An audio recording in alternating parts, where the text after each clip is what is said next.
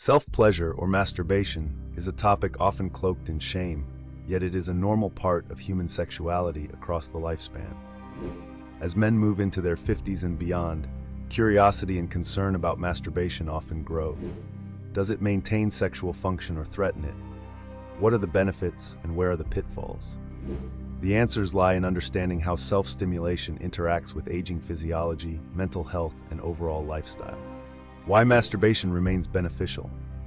After 50, hormonal levels, particularly testosterone, naturally decline. Men may notice slower arousal, softer erections, or different orgasmic sensations. Periodic masturbation promotes blood flow to the penis, helping to preserve tissue flexibility and oxygenation. This internal workout prevents fibrosis and supports the smooth muscle cells essential for firm erections. It also contracts the pelvic floor muscles, strengthening the muscular sling that controls both ejaculation and urinary continence. Beyond the physical, masturbation can be a private space for self-discovery. It allows you to explore your body's changing responses without the pressure of pleasing a partner. This introspection can lead to better communication about needs and boundaries in partnered sex. Psychological and emotional benefits. Masturbation triggers the release of endorphins and oxytocin, chemicals that reduce stress and foster a sense of well-being. During a time when career changes, retirement, or empty nest syndrome may alter identity, self-pleasure can help men reconnect with their bodies and affirm their continued capacity for pleasure. For some, masturbation also functions as a tool for emotional regulation, providing a physical outlet for pent-up tension or sadness. Recognizing the risks of compulsion. Problems arise when a healthy habit shifts into compulsion. Compulsive masturbation occurs when the urge feels uncontrollable and interferes with daily life, relationships, or self-esteem. This often coexists with excessive pornography use, which floods the brain with dopamine and trains it to expect highly intense, novel stimulation.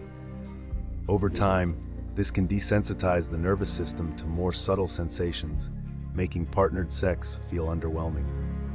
Moreover, if masturbation becomes a primary coping mechanism for loneliness, anxiety, or depression, it can exacerbate isolation. Instead of reaching out to friends, going for a walk, or addressing the root of distress, the individual retreats into a solitary behavior that provides temporary relief but perpetuates the underlying issue. Physical consequences of overstimulation. Frequent or rough self-stimulation may lead to decreased sensitivity or soreness. The penis can become accustomed to a particular grip and pressure, reducing responsiveness to gentler touch. Varying technique, using lubrication, and allowing recovery time between sessions help prevent this. If the glans or shaft becomes less sensitive, take a break for a few days and engage in other forms of self-care, such as exercise, stretching, or meditation to redirect your energy. Striking a healthy balance. Moderate frequency. There is no one-size-fits-all number of times men should masturbate. However, if masturbation begins to replace other meaningful activities, or if you find yourself skipping social engagements to stay home alone, it may be time to reassess. Remember, masturbation should enrich your life, not dominate it. Be present.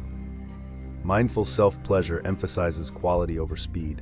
Instead of rushing to climax, focus on the journey, breathing deeply, exploring different types of touch, and paying attention to the sensations in your body.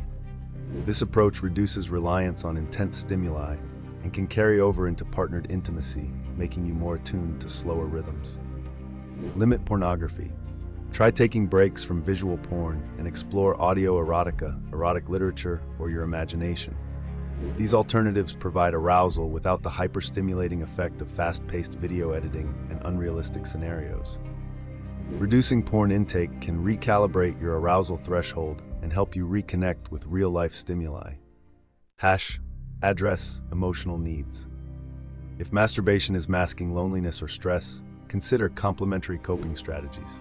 Physical activity, creative hobbies, and meditation release dopamine and endorphins naturally. Spending time with supportive friends or family nourishes the need for connection. When negative emotions are persistent or intense, speaking to a mental health professional can help you develop healthier ways to manage them. Strengthen the pelvic floor. Kegel exercises aren't just for women. Contract the muscles used to stop urination midstream, hold for 5 seconds, and release for 5 seconds. Repeat 10 to 15 times twice daily. This routine improves erectile function and ejaculatory control, providing an alternative way to engage with your sexual health without overstimulation. When to seek support. If you feel out of control around masturbation, experience guilt or shame, or find that it interferes with relationships or work, professional help may be warranted. Sex therapists specialize in helping individuals understand and reshape sexual behaviors. They can work with you to identify triggers for compulsion and develop new strategies for managing urges. In some cases, group therapy or support groups provide a sense of community and accountability. Integrating self-pleasure into a fulfilling life. Ultimately, masturbation is neither inherently good nor bad. It is one possible component of a rich and varied life. When practiced mindfully and in moderation, it can support sexual function, provide stress relief, and foster self-acceptance. When it becomes a compulsive escape or substitutes for human connection, it can hinder growth and happiness. The goal is not to eliminate self-pleasure, but to place it within a balanced routine that also includes exercise, social interaction, meaningful work, and rest.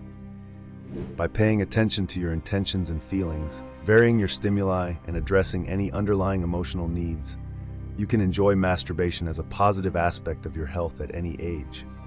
Listen to your body, respect your boundaries, and reach out for help if you need support. There is strength in acknowledging your needs and seeking balance.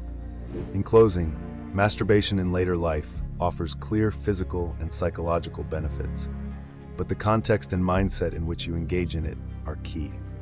Approach self-pleasure with curiosity, moderation, and self-compassion. By staying attentive to how it affects your mood, relationships, and daily functioning, you can ensure it enhances, rather than detracts from, your overall quality of life.